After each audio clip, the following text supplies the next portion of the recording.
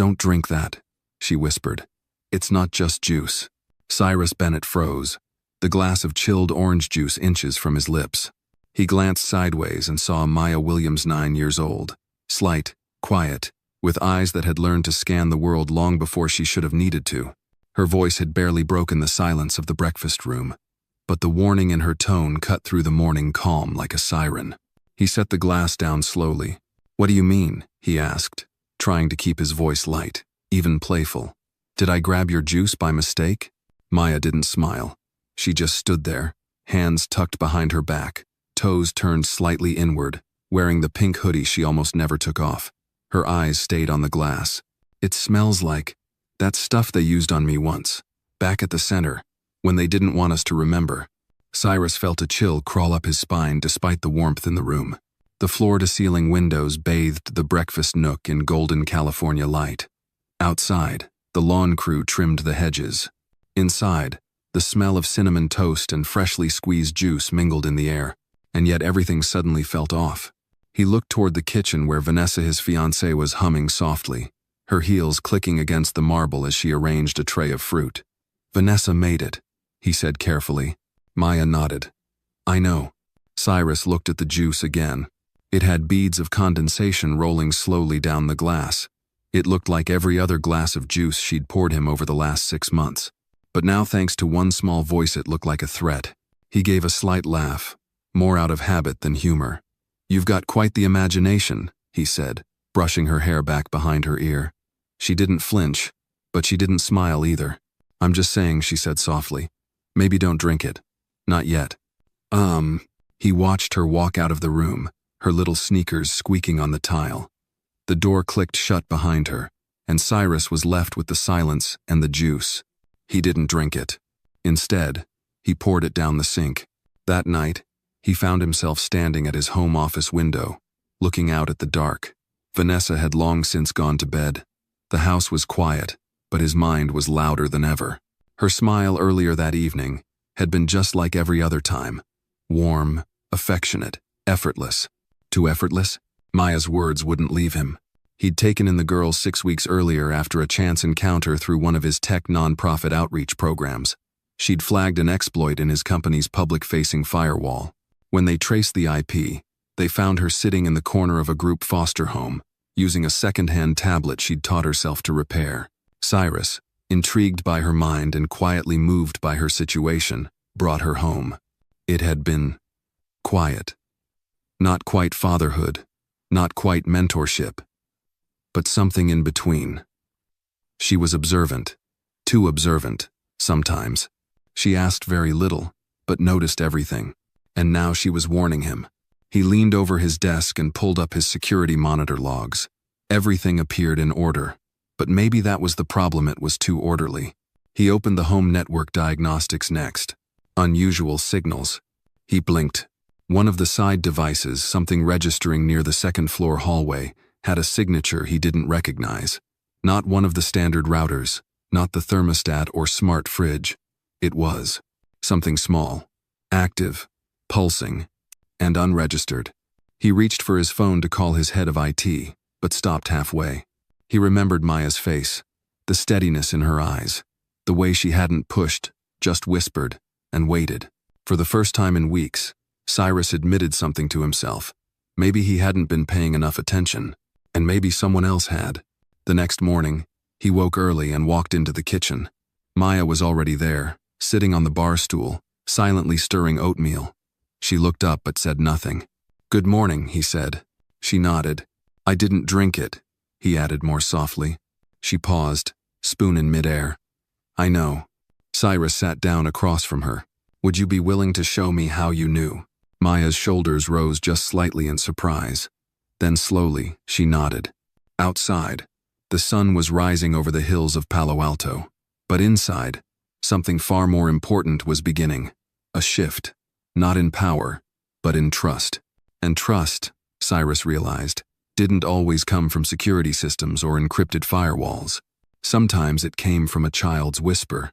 Later that morning, while the household moved on as if nothing had changed, Cyrus found himself quietly watching Maya from the corner of his office.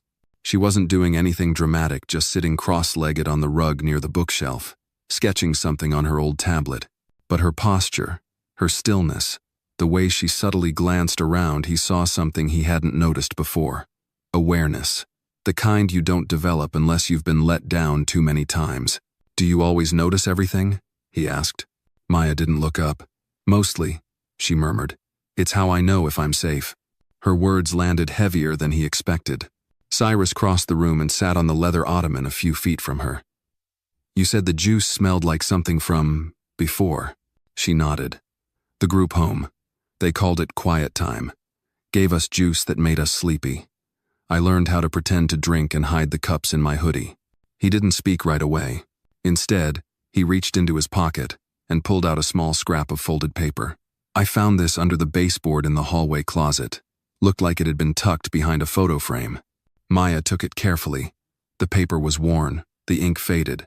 Symbols, like a code or puzzle, were arranged in neat rows. She studied it. "It's binary," she said. "Sort of." Cyrus blinked. "You can read that?" Maya gave a slight shrug. "I've seen stuff like it before. One of the foster dads was into online games with encryption mods. He didn't think I was paying attention." Her fingers moved across her tablet, opening a translation app. "See this part? It's a MAC address. That's a device, not yours." Cyrus leaned in. "So someone hid this. Behind the frame. Probably dropped it," Maya guessed. "Or maybe forgot it was there." Just then Margot entered the room. She was tall, elegant even in her 60s, and moved with the quiet efficiency of someone who'd kept households running for decades.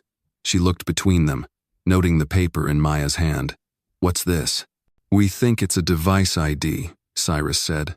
"Not one of mine." Margot raised a brow. "I clean that hallway every Tuesday. Never noticed anything unusual."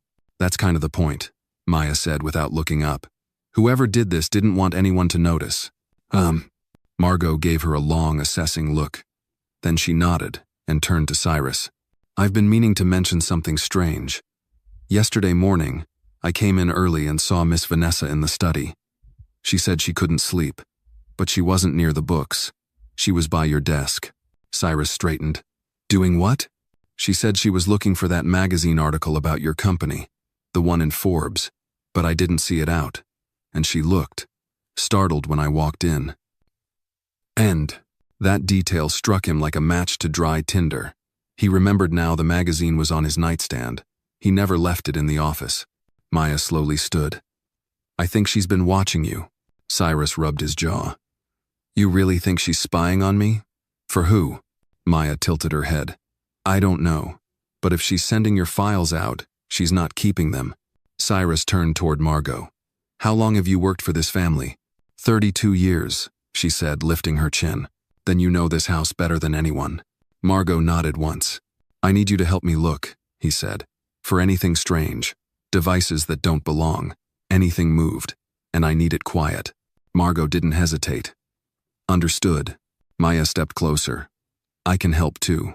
Cyrus hesitated, then looked at her tablet, her quick mind, the way she'd seen things he'd missed. "All right," he said, "but no risks. We're careful." "Careful's my default," she said softly. That afternoon, the three of them began a quiet sweep of the house. Cyrus checked the official network logs. Maya scanned for rogue signals. Margot used her long memory of every object in every room to spot anything new or out of place. It was Maya who found the first real clue. In the guest room, Vanessa's favorite for overnight guests, Maya stood by the marble vase Vanessa had given Cyrus as a birthday gift. It was ornate, not quite his taste, but he'd kept it because she'd been so enthusiastic about it. "There's something buzzing near here," Maya said, holding her tablet close. "It's faint, but it's on." Cyrus gently lifted the vase. Inside, nestled beneath decorative stones, was a tiny black dot the size of a watch battery, a recording device. His blood ran cold. Margot said nothing, just crossed herself quietly. He held the device between two fingers.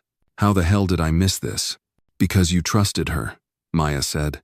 If you've ever been hurt because you trusted the wrong person, give Maya a like for her incredible wisdom. And don't forget to comment where you're watching this video from. Who knows? Someone nearby might be watching this story right along with you. Cyrus stared at the object. Trust. That word hit differently now. He turned to Maya. Do you think there are more? I'd bet on it, she replied. By nightfall, they'd found 3. One behind the painting in his study, one inside the decorative clock in the living room, and one inside his nightstand drawer. All places Vanessa had touched in the last month. Cyrus sat back on the edge of his bed, his fingers steepled under his chin. She knew when I'd be gone. She always showed up with coffee right when I was stressed. She was always offering to help organize my files. She's good, Margot said softly. Too good, Maya added. Cyrus finally spoke. We need proof. Hard proof. Enough to hold up in court if needed. Maya's eyes lit up.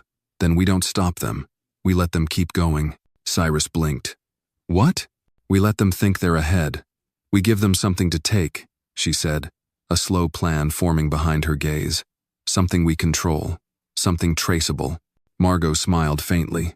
Like bait. Cyrus nodded slowly. We give them exactly what they want. He looked at Maya, this quiet girl with haunted eyes who had just saved him from a betrayal he hadn't seen coming. And when they reach for it, he said, voice steady, we'll be waiting. The next morning, everything looked normal. Too normal. Vanessa hummed along to a jazz playlist as she sliced grapefruit in the kitchen, wearing a soft cream robe and her signature smile, the one that made strangers trust her instantly. Cyrus walked in and watched her from the doorway, his expression unreadable. She turned and greeted him with a kiss on the cheek. You were up early, she said, brushing a curl behind her ear. Couldn't sleep again? Something like that, he replied. Just had some things on my mind. She laughed gently. You always do. He poured himself a coffee, this time from the pot he made himself. As he stirred, he noticed Maya sitting on the breakfast nook bench, head down, pretending to scroll through cartoons on her tablet. In reality, she was monitoring 3 signal interceptors wired into the house's electrical system overnight. Vanessa didn't suspect a thing. Cyrus sat across from Maya, watching Vanessa move through the kitchen like nothing in the world could crack her calm. He wondered, not for the first time, how much of what she'd ever said to him had been real. She's here, Maya whispered through the tablet's Bluetooth mic, barely moving her lips. And so is the signal. 2 of them. One's pulsing, the other's active. They're listening now. Cyrus nodded slightly, almost imperceptibly. Good to know, he said aloud, looking toward Vanessa. Later that afternoon, he called Miles Wren to his office. Miles was his CFO, co-founder, and friend of 20 years. They'd built Bennett SecureTech together from nothing. If Cyrus had a brother, it would have been Miles. And that's what made what Maya had told him feel like poison in his chest. He's been here when you weren't, she'd said. He and Vanessa, whispering, looking through your desk. Last week, I heard him say, it has to match the launch date. Cyrus didn't want to believe it. But after last night's discoveries, after uncovering 3 active listening devices, belief had little to do with it. Now he needed truth. Miles entered with his usual swagger, black cashmere coat over a tailored gray suit, grinning like they hadn't spoken in weeks. You rang, partner? Have a seat, Cyrus said calmly, gesturing toward the leather chair opposite his desk. Miles dropped into it and crossed one ankle over his knee. What's the urgency? You sound tense. Just trying to get my ducks in a row, Cyrus said. You know the prototype we're launching next week, the adaptive encryption layer? Miles nodded slowly. Of course. It's the big one. I'm making some last-minute changes to the architecture, Cyrus lied smoothly. Too many eyes on the current version. I'm setting up a decoy framework. Looks identical, but the data's non-functional. Miles arched an eyebrow. You think someone's leaking information? Cyrus studied him. I think it's always better to be careful. Miles's smile faltered just slightly. Well, let me know if you need me to do anything differently. I will, Cyrus said. The moment Miles left, Cyrus locked the office door and turned to Maya, who had been watching everything on the discreet surveillance feed from the guest hallway closet. She looked up from her screen. He smiled too much. Cyrus sighed. He always does. But this time it felt off. Maya tapped her screen. He has a burner phone. I picked up a signal. It connected to the same frequency that Vasebug used.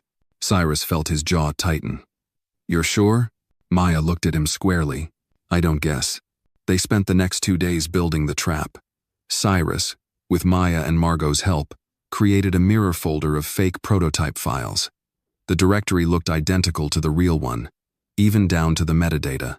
The files were convincing complex enough to pass a basic audit, but embedded with a tracer code that would silently notify them the moment someone attempted to access or transfer it. Margot, meanwhile, set up timestamp surveillance, voice-activated motion sensors near the home office and living room, plus a hidden lens inside the crystal vase.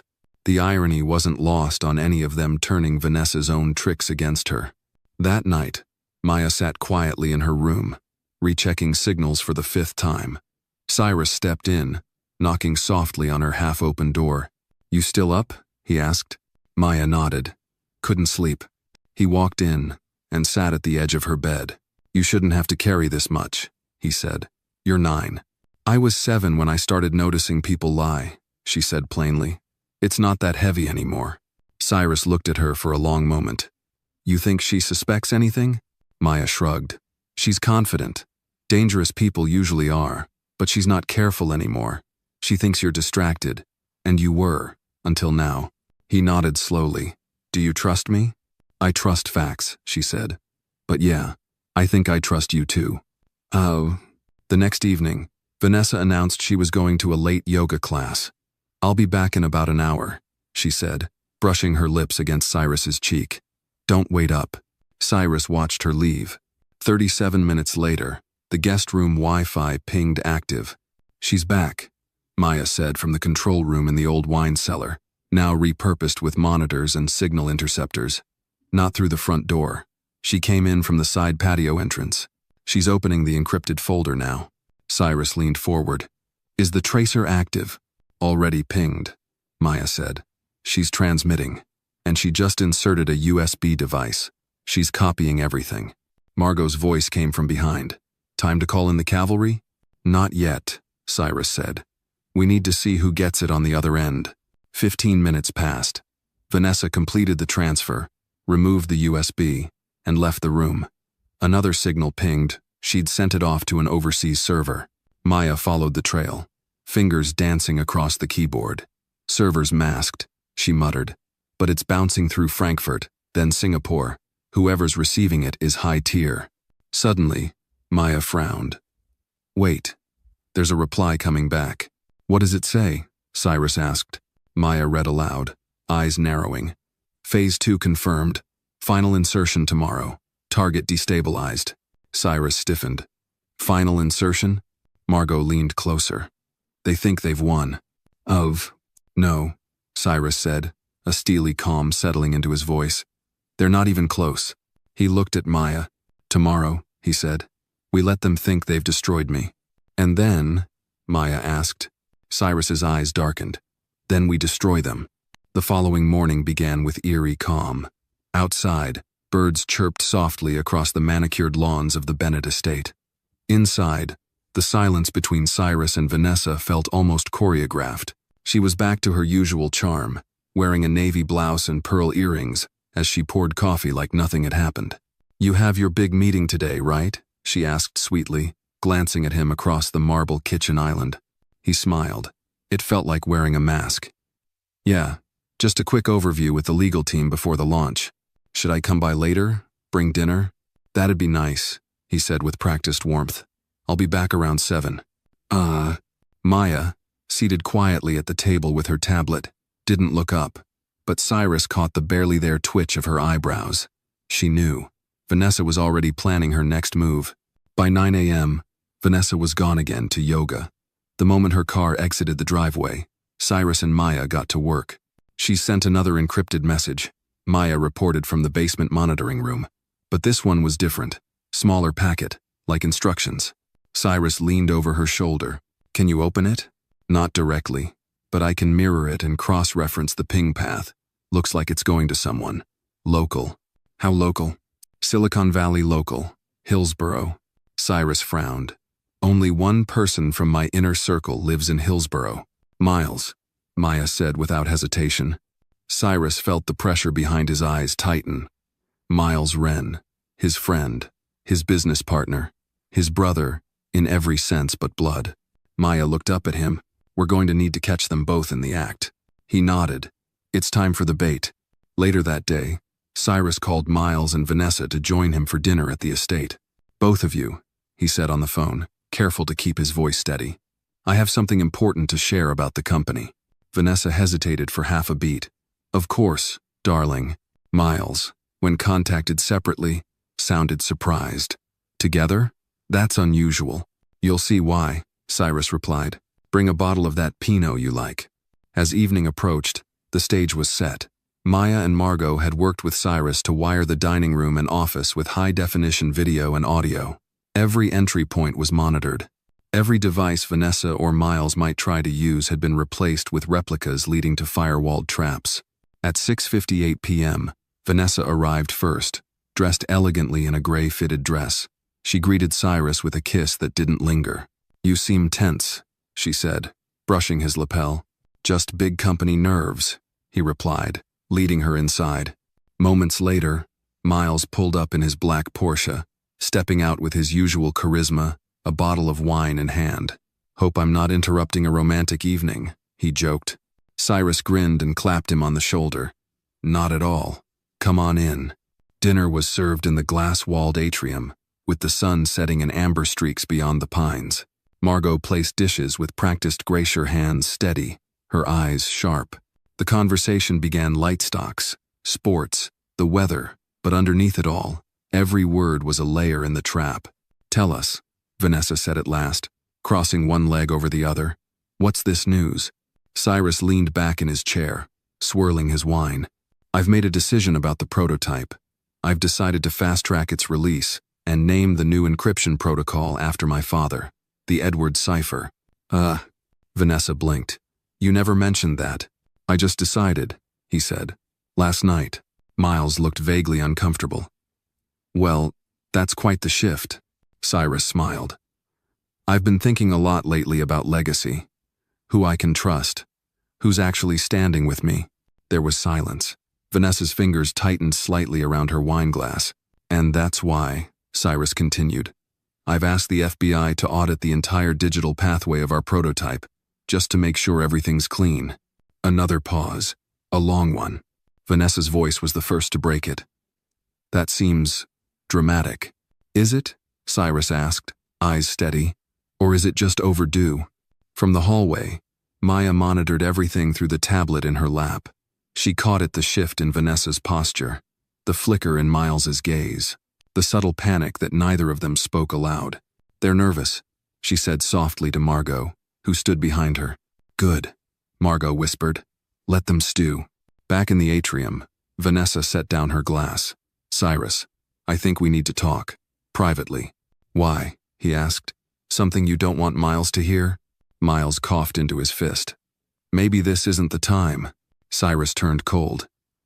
No, I think it is. In fact, I'd like to show you both something. He led them into the study.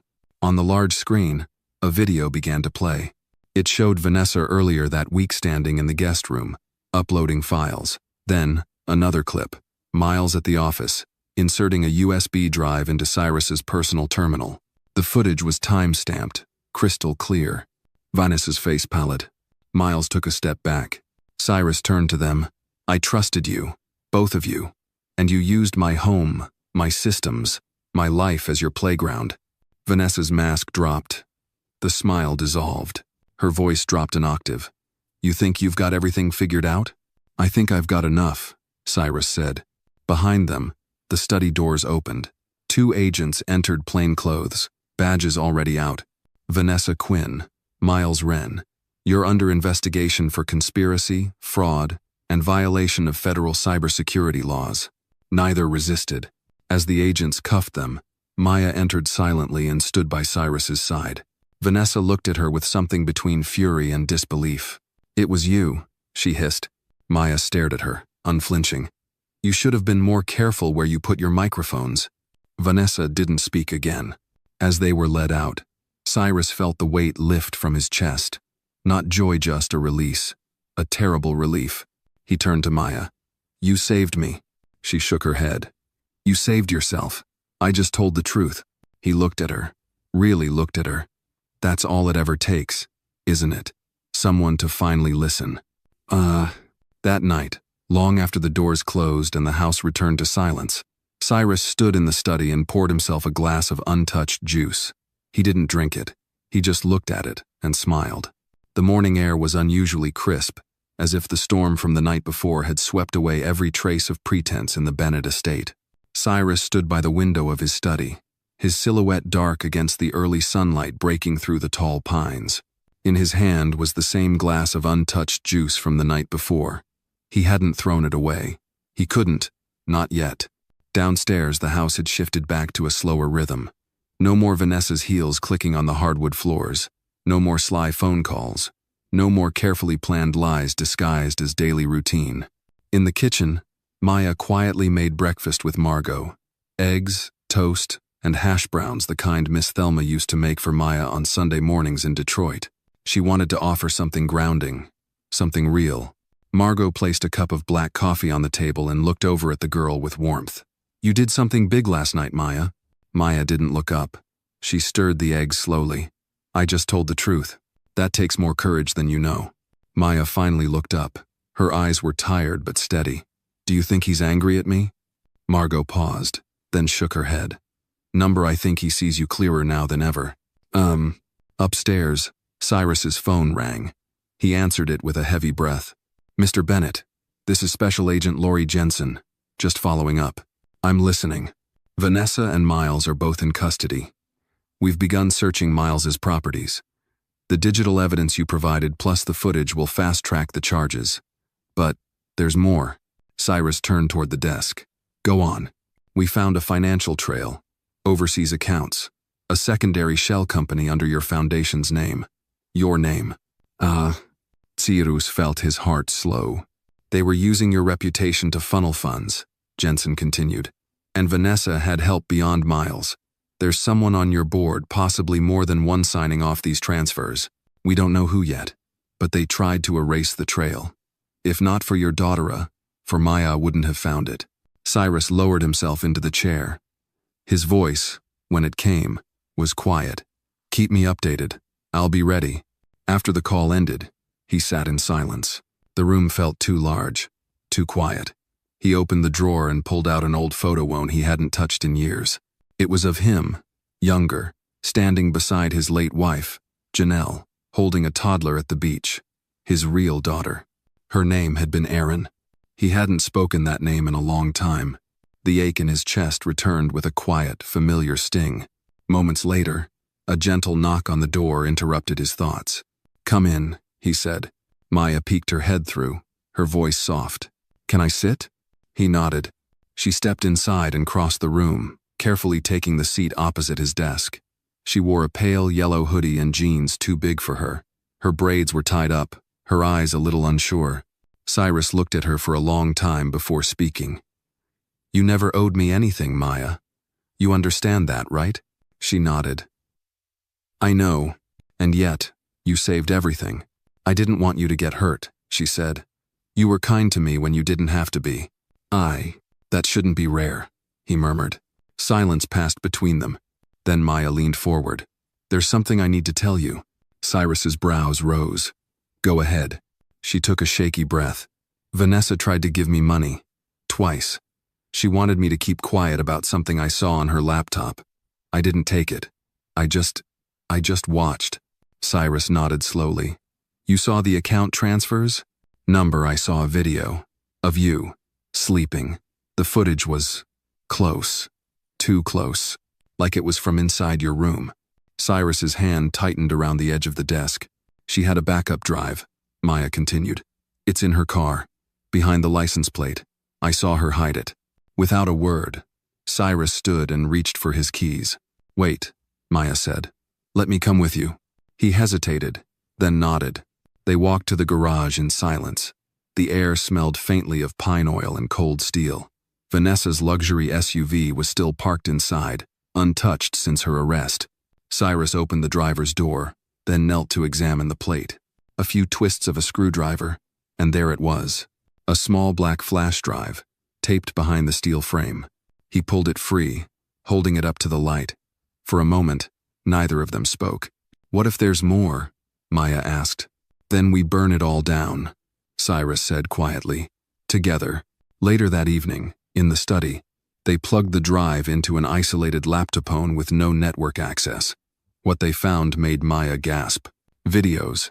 Dozens of them. Not just of Cyrus, but of board members, associates, government officials each, in moments of vulnerability.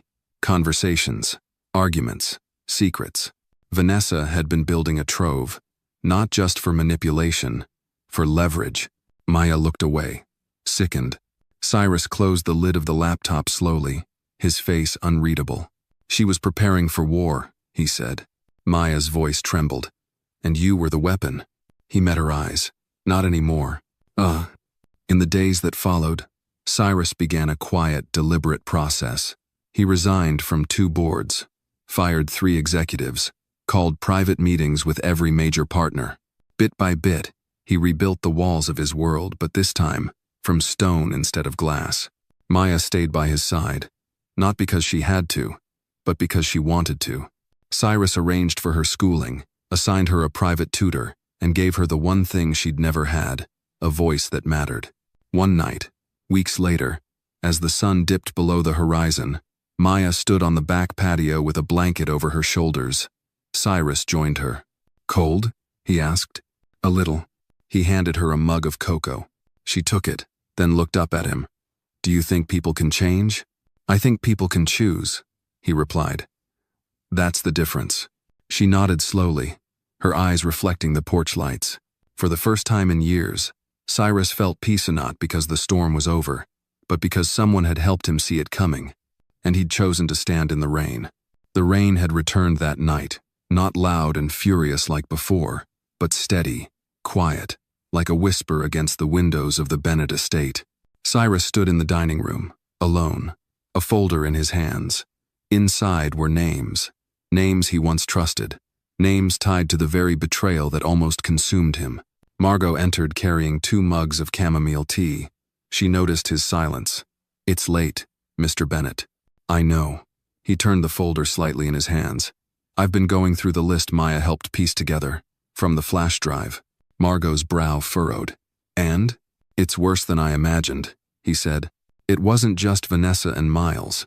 2 of my longest serving advisors, Harvey Cross and Evelyn Sloan, have signed documents authorizing overseas disbursements through a dummy shell. Margot placed the mugs down and sat across from him. I always felt Evelyn was too polite to be real. She helped me set up the trust in 2003. I asked her to oversee the college scholarship fund. She used it to launder money. Margot's lips tightened. So, what now? I confront them, he said. One by one. Alone? Number. He looked up. Not anymore. The next morning, the sun rose shyly behind a curtain of silver clouds. Cyrus pulled into the parking lot of Bennett Capital Group. The building stood tall, sterile, glass-clad empire he had built with his hands, now hiding the rot within its walls. Inside, the boardroom was already occupied when he arrived. 12 individuals sat waiting, murmuring, sipping coffee from their polished tumblers. Harvey Cross sat at the far end, his eyes shadowed with quiet calculation. Evelyn Sloan sat poised beside him, wearing her signature silk scarf and that same glassy smile. Cyrus entered and placed a leather binder on the table without a word. The room fell into silence. Thank you for coming, he began. Today, I'm not here as your CEO. I'm here as the man you nearly destroyed. Evelyn straightened slightly. Cyrus, what is this about? He opened the binder and slowly slid 2 copies of signed authorizations down the table. Harvey's fingers twitched. These are your signatures, Cyrus said, his voice calm but steady.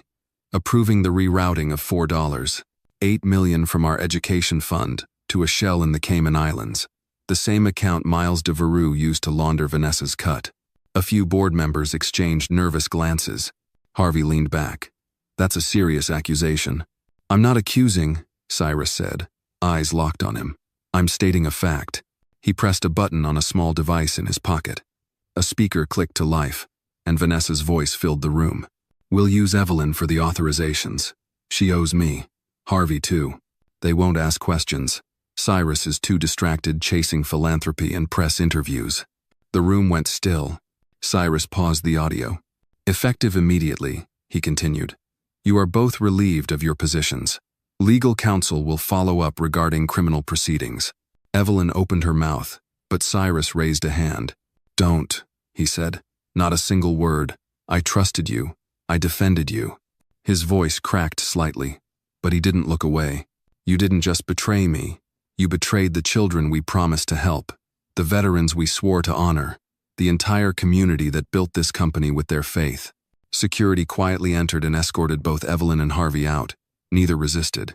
After the door shut, the room remained frozen. Cyrus turned to the remaining members. Anyone else who's hiding something, this is your only chance. Come clean now. Nobody spoke. Cyrus nodded. Then let's get back to work. But this time, we build with honesty. That afternoon, as Cyrus left the building, he saw Maya sitting outside near the fountain, reading a paperback copy of To Kill a Mockingbird. She looked up as he approached. How'd it go? She asked. They're gone. She nodded once and closed the book. You did it. No, he said. We did. Maya stood, hesitating. Do you ever regret building all this? Cyrus looked at the headquarters behind him, then at her. I regret not watching closer. Ugh. They walked in silence for a few moments. Then Maya said, I think we should do something. Like what? Take that education, fund the real one, and visit the schools it's supposed to help. See the kids. Hear their stories. Cyrus smiled. You're becoming a real troublemaker, you know that? She grinned. Guess I've had a good teacher. The next week, they traveled. Not in private jets or black limousines, but in a rented SUV, stopping at small schools in towns like Pine Bluff, Arkansas, and Gallup, New Mexico. Places with cracked basketball courts and tiny libraries run by one person. Maya spoke to students, asked questions, listened closely. And Cyrus? He watched, quietly, deeply, as if learning the shape of the world all over again. One day, in a school in rural Mississippi, a boy named Andre looked at Cyrus with wide eyes. Are you really the man on the news? The one with the glass tower in LA? Cyrus crouched beside him. That's me. Andre leaned closer. You came all the way here? I came to see you. The boy looked down at his old, worn-out sneakers. Nobody ever does. Cyrus glanced at Maya, who nodded. Well, he said, you're somebody, and this won't be the last time. Later, on the road back, Maya asked him, do you think the world's changing? I think we're changing, he said, and sometimes that's enough to move the world a little. That night, back at the estate, Cyrus received a call. It was Agent Jensen again. Mr. Bennett, we've identified the final piece. Someone else was feeding Vanessa intel from inside your charity's advisory circle. Cyrus's jaw tightened. Who? A pause. Lucille Denver. She's not on payroll, but she chaired the health outreach program last year. Quiet woman. Background in data analytics. Cyrus's mind flashed. Lucille always helpful, always behind the scenes. Rarely spoke, never questioned. We'll need your permission to run a deeper audit, and possibly a quiet confrontation. Off record, for now. Cyrus looked out the window into the night. Maya was in the backyard, sitting under the big oak tree, head tilted to the stars. Yes, he said, but let's not corner her yet. He watched the girl he once called a stranger, and now couldn't imagine life without. Sometimes, he added quietly, truth shows up exactly when it's meant to. The next morning broke with golden sunlight filtering through the windows of the Bennett estate. The early light painted the floors in long, warm streaks, and birdsong trickled through the cracked kitchen window. Maya sat at the counter with a spoon halfway to her mouth, staring at the television news ticker. Her cereal was soggy, forgotten. Lucille Denver, she whispered. Cyrus entered, adjusting the cuffs on his shirt. Still thinking about it? She was at the gala last year, Maya said.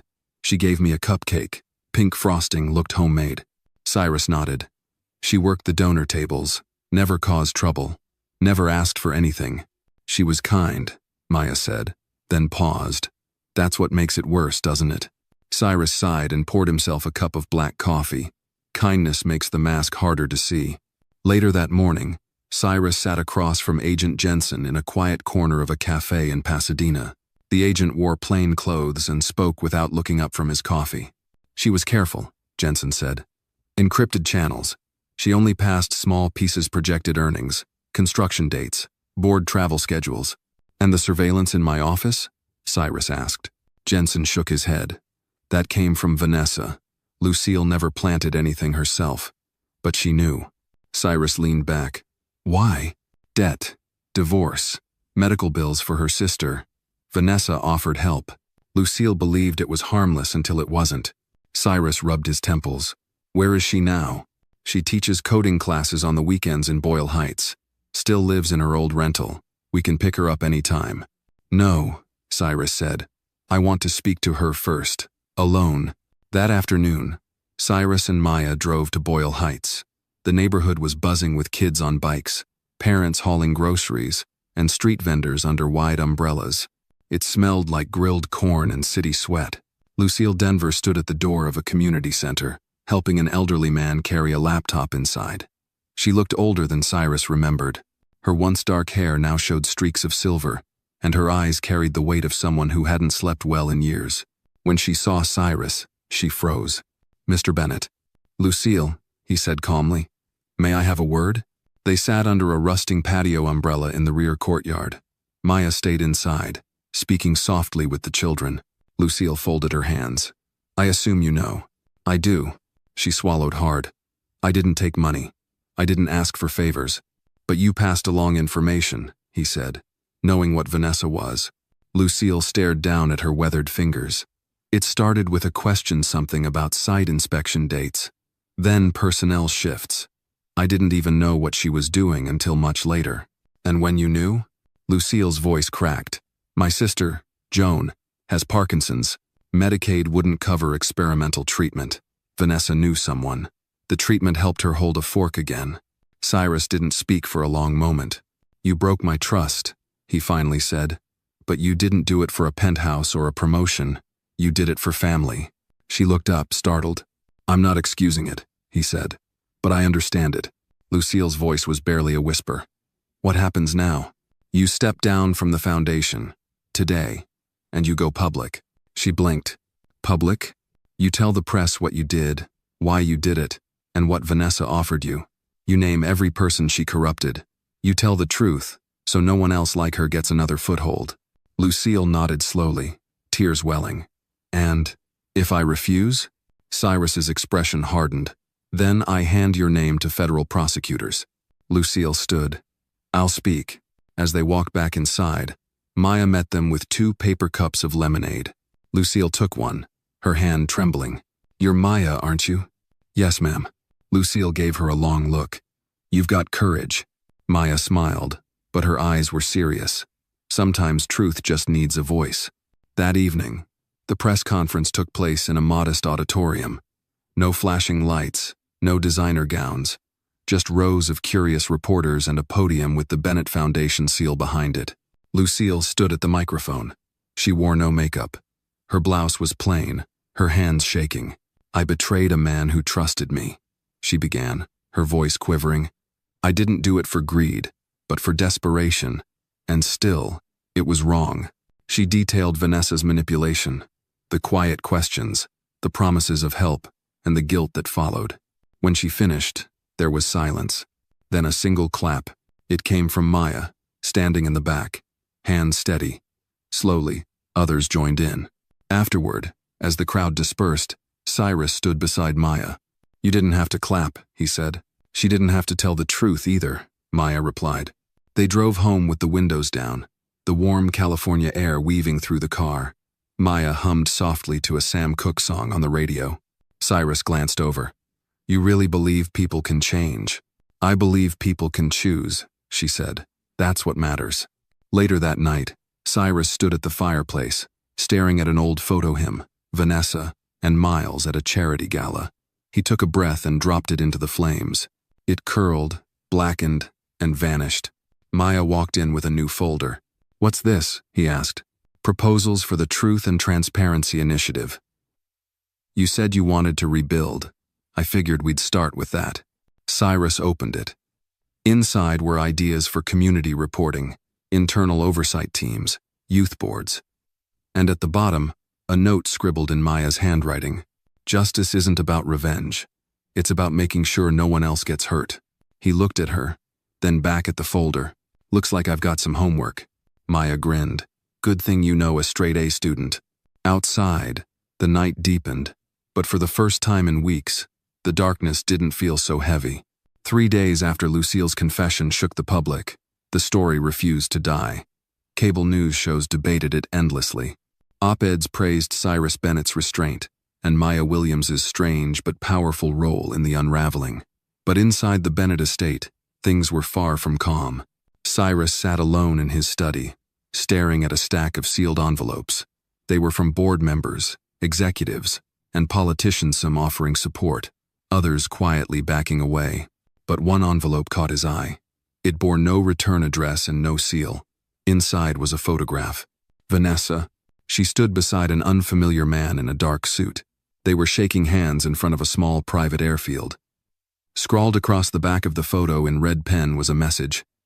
She's not done, and she's not alone. Cyrus stood slowly, heart pounding.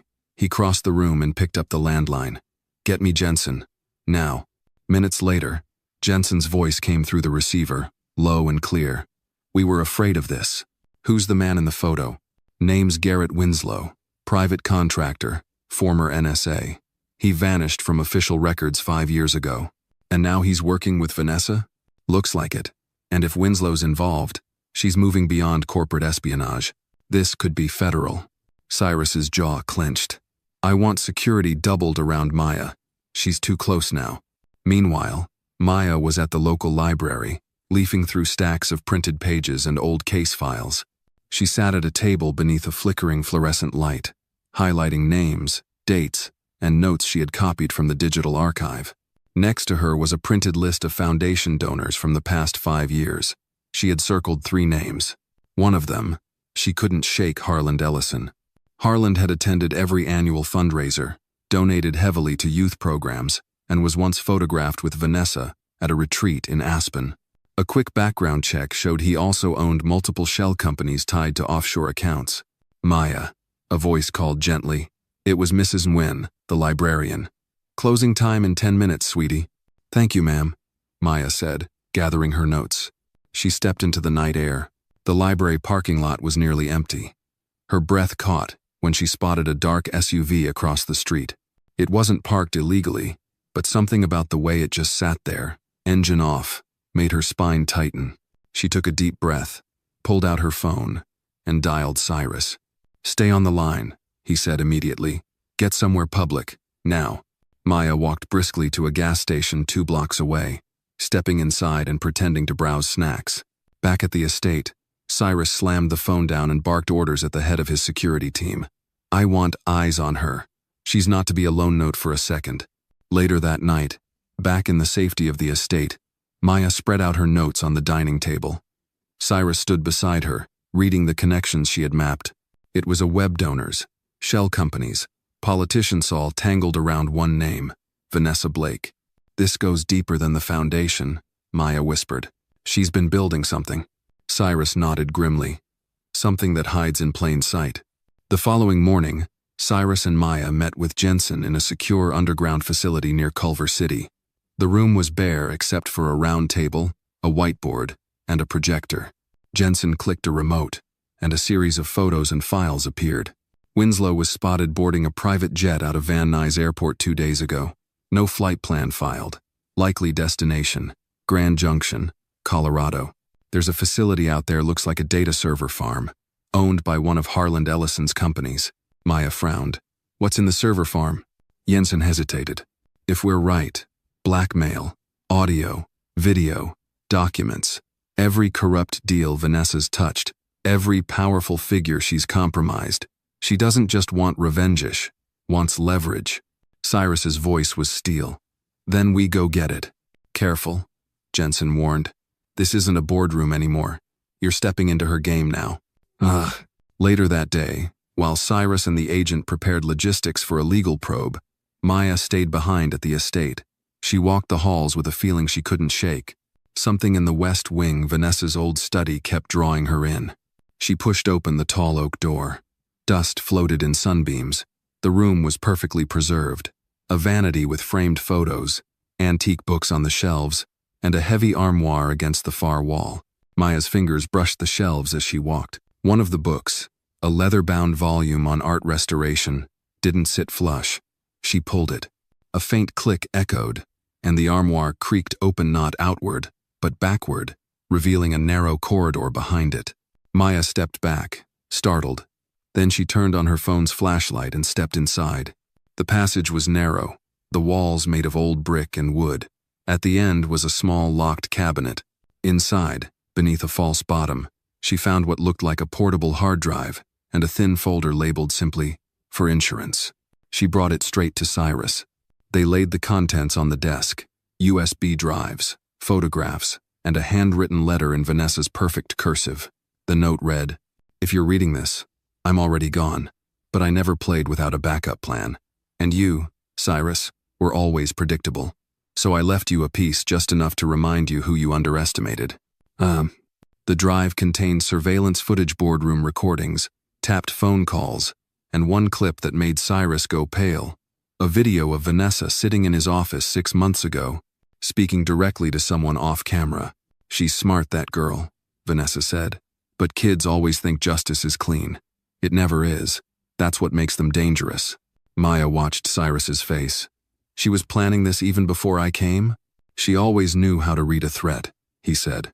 And now they both knew Vanessa hadn't just betrayed them. She'd built a trap, and Maya had just found the key to unlocking it. The sky above Los Angeles darkened early that evening, as if the city itself sensed the storm about to break. Inside Cyrus Bennett's private jet, Maya sat quietly buckled beside him, the hum of the engines a low, steady drumbeat beneath her thoughts. She clutched her notebook tightly, its pages worn from hours of scribbled connections, clues, names, timelines, everything that had led to this moment. Cyrus looked over at her. "Nervous?" She hesitated. "More like, ready." Their destination, Grand Junction, Colorado. According to Jensen's intel, the server farm there housed the final pieces of Vanessa's Weeba digital vault of blackmail materials that could ruin half the city's elite if leaked. It was also the only thing keeping her in control. "She won't give it up easily," Cyrus said. "And if Winslow's still protecting it." "I know," Maya said, her voice steady. "That's why we brought the truth." Upon landing, a black SUV met them at the tarmac. Jensen and a small team of federal agents were already on the ground, hidden in position. The server farm was a nondescript concrete compound nestled between two storage facilities, quiet, cold, and heavily surveilled. From the outside, it looked like any other data warehouse, but underground, it hid secrets built to outlast the careers and reputations of powerful people. Inside the command van, Jensen laid out the plan. "We go in silent. You two come with me. We get to the central node, extract the drives, and upload what we need to the secured FBI channel. If she shows up." "She will," Maya said. They moved swiftly. In black coats and muffled steps, they entered through the side-loading dock. The interior was stark, with rows of humming servers glowing in the dim artificial light. Security guards lay unconscious in a back hall. "Non-lethal darts," Jensen clarified. At the heart of the complex was a small, locked room, marked "Authorized Personnel Only." Cyrus entered the passcode he'd found in Vanessa's personal files. The door slid open. There she was. Vanessa stood in the center of the room, her arms crossed, eyes calm. Her tailored gray suit was immaculate. The sight of Maya made her lips twitch into a slow, icy smile. "I was wondering when the child would show up," she said. "Did you really think you could undo me with sentiment?" Cyrus stepped in beside Maya. "You underestimated her, just like you underestimated loyalty." Vanessa glanced at him, bored. "Loyalty? Don't flatter yourself. Everything you built, your empire, your foundation, your legacy, it was made of masks and mirrors. You just didn't want to look behind the curtain." Jensen signaled quietly, his agents taking position around the room. "I've already backed up the entire server farm," Vanessa continued. "Even if you take this place apart bite by bite, there's a copy waiting overseas. You can't stop the release." "You're right," Maya said, stepping forward. "We can't stop the data, but we can control the narrative." Vanessa raised an eyebrow. "Is that so?" Maya pulled out the drive she had found hidden behind the false cabinet back at the estate. She handed it to Jensen. Your insurance drive. The one you thought would protect you. It's going live in 10 minutes everything. Including the video of you threatening Cyrus, the embezzlement records, the fake donor accounts. You didn't just keep dirt on others, you kept dirt on yourself. Vanessa's face paled, just slightly. You see, Maya said, voice rising, people like you think power is about holding things over others. But real power? It's about owning the truth before it owns you. And we're done being silent. Suddenly, the floor vibrated. A backup generator kicked in. Jensen's comm crackled. We've got movement on the east side. Someone's trying to override the lock. Vanessa smiled again. I told you, I'm not alone. Before she could speak again, 2 agents tackled her to the floor, securing her wrists with reinforced cuffs. Jensen pulled Maya aside. We need to move. Now. Cyrus stayed just long enough to watch Vanessa escorted out, her heels clicking against the cold tile. Her expression never broke, but her silence spoke volumes. Back in the command van, Maya plugged in the drive and watched the secure upload bar crawl forward. It's done, Jensen confirmed. She's finished. We'll get the rest from here. Cyrus placed a gentle hand on Maya's shoulder. You were incredible. She exhaled slowly. She almost won, but she didn't, he said, because of you. They flew back to Los Angeles under cover of darkness. By morning, headlines exploded across the country. Whistleblower teen exposes billion-dollar blackmail ring. CEO's fiancé arrested in espionage scheme. Justice unfolds at Bennett Foundation. At the next board meeting, Cyrus addressed his executives with clear eyes and a grounded tone. From this day forward, the Bennett Foundation is no longer a tool for power games. We're going back to our roots, helping children, rebuilding communities, funding honest futures. And we owe that to one brave girl who saw what others wouldn't. He turned to Maya, seated proudly beside him, now dressed in a neat gray blazer and jeans. Her eyes glistened. The room erupted in applause. Later that week, Maya and Cyrus stood at the edge of the community garden they had helped reopen in South Central LA. Kids played nearby, the sun warm overhead. You okay? He asked. She smiled faintly. I still hear her voice sometimes, like an echo, but it's fading. She'll stay in jail a long time. Good, not just for what she did to you, but for what she almost made me believe that we're too small to matter. Cyrus looked at her, eyes proud. You matter more than you know. Maya reached down and picked a small daisy growing along the garden path. She tucked it into her notebook. For the record, she said quietly, justice isn't always loud. Sometimes, it's just a whisper that someone finally listened to. And in that quiet space between the weight of truth and the freedom of speaking it, the story closed with the kind of peace that only comes after the storm.